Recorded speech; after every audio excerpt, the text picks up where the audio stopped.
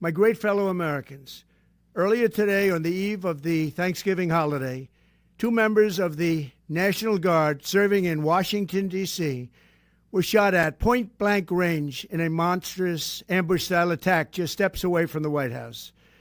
They had been deputized as part of the most successful public safety and national security mission in the history of our nation's capital, the D.C. Safe and Beautiful Task Force, which has achieved an unprecedented reduction in violent crime and crimes of all type. This heinous assault was an act of evil, an act of hatred, and an act of terror. It was a crime against our entire nation. It was a crime against humanity. The hearts of all Americans tonight are with those 2 members of the West Virginia National Guard and their families. The love of our entire country is pouring out for them, and we are lifting them up in our prayers.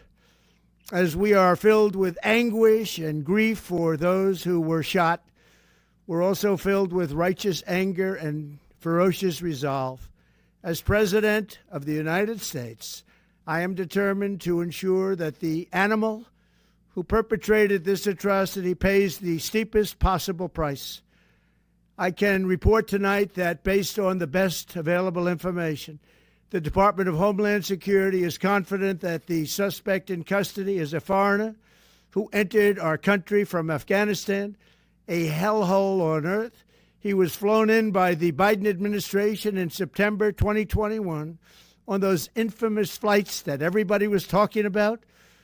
Nobody knew who was coming in. Nobody knew anything about it. His status was extended under legislation signed by President Biden, a disastrous president, the worst in the history of our country. This attack underscores the single greatest national security threat facing our nation. The last administration let in 20 million unknown and unvetted foreigners from all over the world, from places that you don't want to even know about. No country can tolerate such a risk to our very survival. An example is Minnesota, where hundreds of thousands of Somalians are ripping off our country and ripping apart that once great state.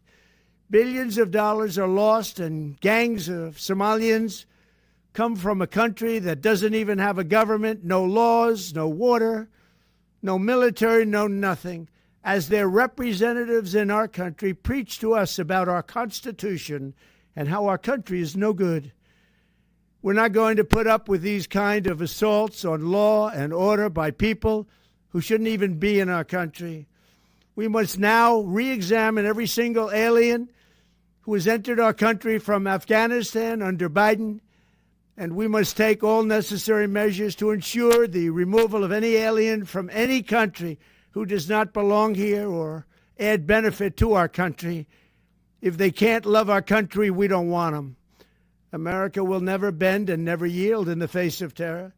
And at the same time, we will not be deterred from the mission these service members were so nobly fulfilling.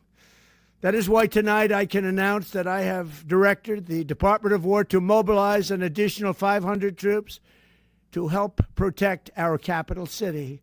We will make America totally safe again, and we will bring the perpetrator of this barbaric attack to swift and certain justice if the bullets going in the opposite direction haven't already done that.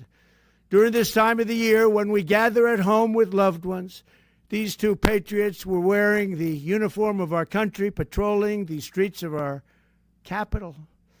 They had taken a selfless oath to defend our nation against all enemies, foreign and domestic, and that is exactly what they were doing when they were gunned down in a savage attack. I want to express my extraordinary gratitude to every member of the United States military who is deployed tonight at home and abroad. I also want to thank the Secret Service and the D.C. Metropolitan Police Department for their work today. This Thanksgiving, I ask every family to say a prayer for the 2 great heroes who were so horribly shot, and for their loved ones. Please say a prayer. May God bless them and comfort them, and may God bless and protect the United States of America. Thank you and good night.